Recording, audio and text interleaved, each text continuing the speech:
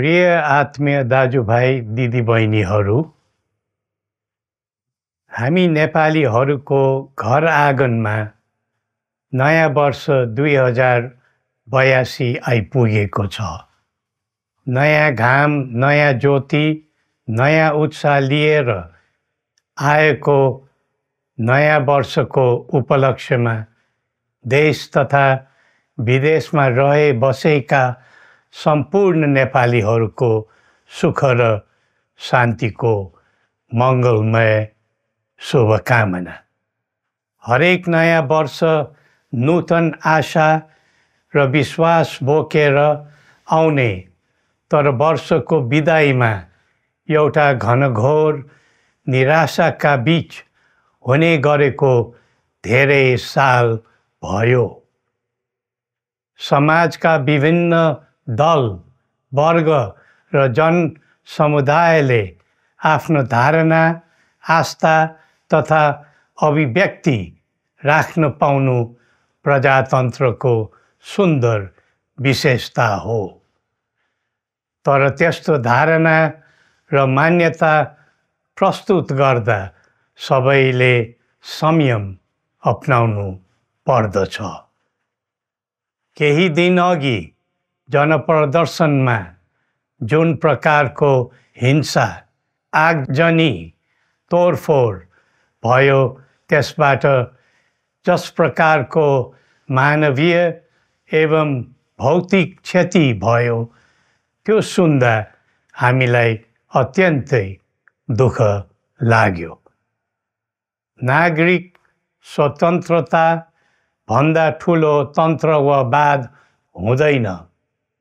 वास्तविक प्रजातन्त्र त्यहाँ हुन्छ जहाँ राम्रो, नराम्रो, जनगुनासो वा गुणगान सुन्ने परम्परा र संस्कार हुन्छ। नेपाली जनतामा देश र भविष्यलाई लिएर जुन खालको जागरुकता पैदा भएको छ, त्यसलाई हामीले सकारात्मक रूपमा लिएका छौँ। वास्तवमा नेपाली जनतामा रहेको देशभक्तिपूर्ण भावना विश्वमै अनुकरणीय र अनुसरणीय छ। देशलाई विद्यमान जटिलताबाट मुक्त गराई शान्त, स्थिर र समृद्ध मुलुक बनाउने जागरुकता जुन पैदा भएको छ, नयाँ वर्ष 2082 मा नेपाली जनताको चाहना अनुसारको परिणाम हासिल हुने विश्वास थपिएको छ। मुलुकमा व्याप्त अशान्ति, अराजकता, निराशा र असन्तुष्टिबाट आम नेपालीलाई मुक्त गर्न नेपालको राज संस्थाले जहिले पनि योगदान पुर्याउँदै आएको विदितै छ। राष्ट्रियता र प्रजातन्त्रलाई मूल कार्य मान्दै जनभावना बमोजिम चल्ने बहुदलीय प्रजातन्त्र र संवैधानिक राज संस्थाको परम्परामा हाम्रो मान्यता रही आएको छ। वर्तमानमा बदलिँदो जनचाहनाको पनि कदर गरी राज्य शक्तिको स्रोत जनता नै हुन् भन्ने मन्जुरी सदैव स्थापित हुनु पर्दछ। राष्ट्र निर्माता श्री 5 बरामहाराज धीराजको दिव्य उपदेशलाई नै अबको राज्य सत्ताको मूल मन्त्र सोच्नुमा के होला? सन्तुलित कूटनैतिक सम्बन्ध र आत्मनिर्भर नेपालको परिकल्पना नै पृथ्वी पथको मूल सार हो। यही नै राजनीतिको मूलधार हुनु पर्ने हो। विश्वको बदलिँदो परिस्थितिलाई मनन गर्दै विश्वव्यापीकरण र स्वतन्त्र व्यापारका आधारहरूलाई चुनौतीको रूपमा लिँदै चरम आर्थिक मन्दी भोग्नु परिरहेको अहिलेको सन्दर्भमा नेपाल जस्ता विकासोन्मुख देशले आत्मनिर्भर अर्थतन्त्र निर्माणको कार्यमा अर्जुन दृष्टि लगाउनु पर्ने समय आएको छ। स्वदेशी स्रोत साधनको प्रयोगले स्वदेशमै उत्पादन गरी स्वदेशमै खपत गर्दै आन्तरिक अर्थतन्त्रको चक्रभित्रबाटै मुलुकको समग्र अर्थतन्त्र आत्मनिर्भर र चलायमान गराउनु पर्ने विश्व परिवेश निर्माण हुँदैछ भन्ने सङ्केतहरू देखा परिरहेका छन्। विश्वकै उत्कृष्ट यो भूमिमा बाँच्न समेत गाह्रो हुने स्थिति पैदा भएपछि बढ्दो युवा पलायनलाई रोकी युवा शक्तिको श्रम र सिपलाई स्वदेशमै उच्च उपयोग गर्नु पर्दछ। युवा स्वरोजगारको निम्ति अवसरहरूको खोजी गरी नेपालमै आय आर्जन गर्न सक्ने वातावरण तयार गर्नुपर्ने आजको पहिलो आवश्यकता बनेको छ।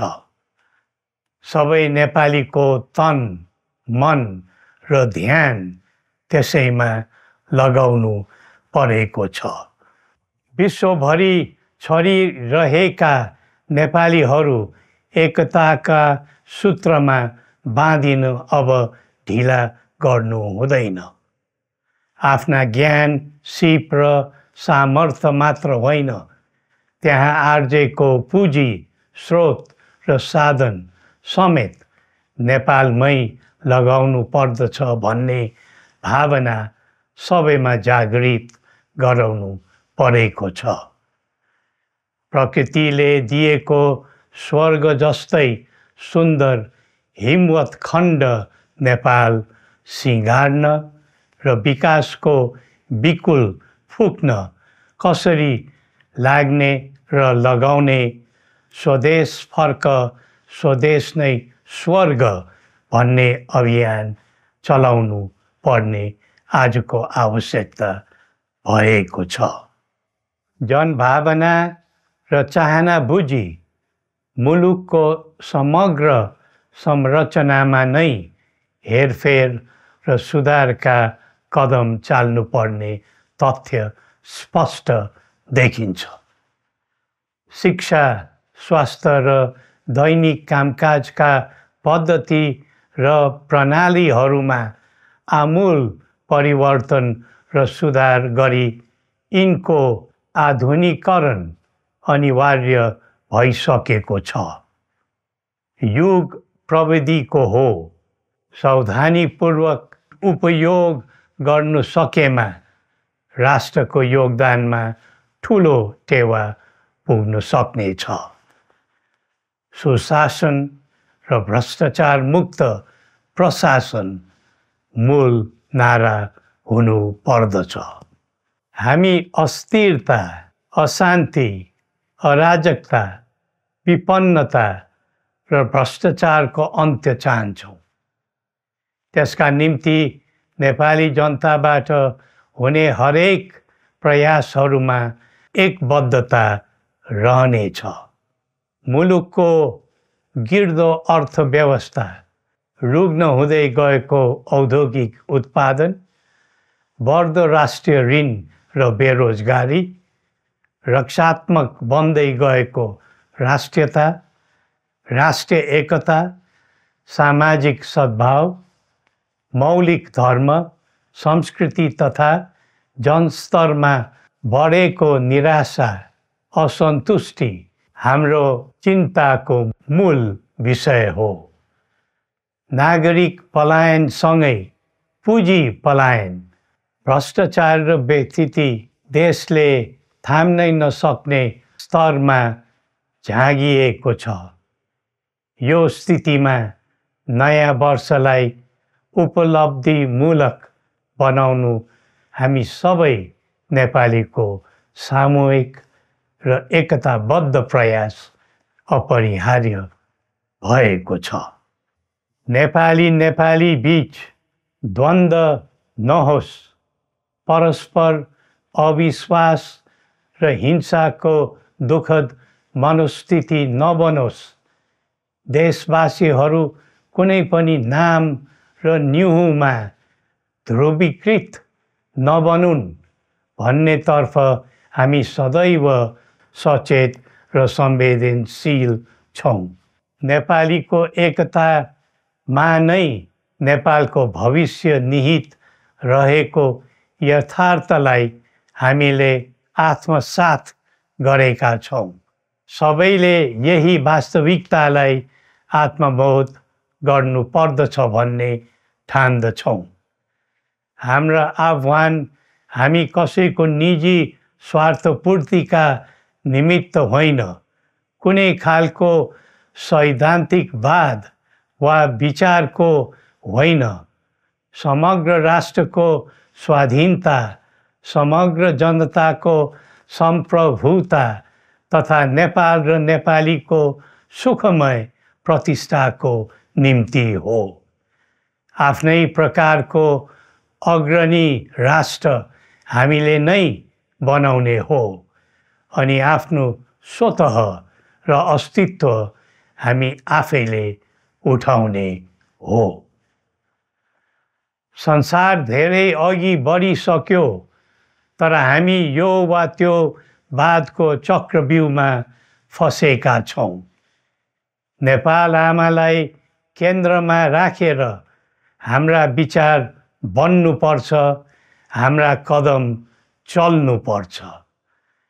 हरेक समस्याको समाधान संवाद, सहमति, समन्वयन र सहकार्यबाट हुन सक्छ।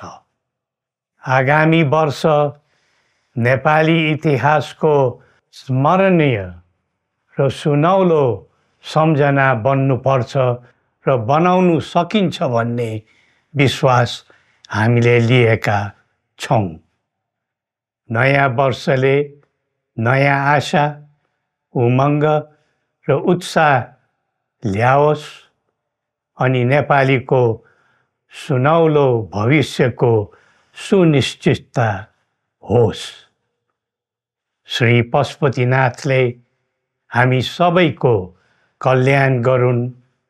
जय नेपाल।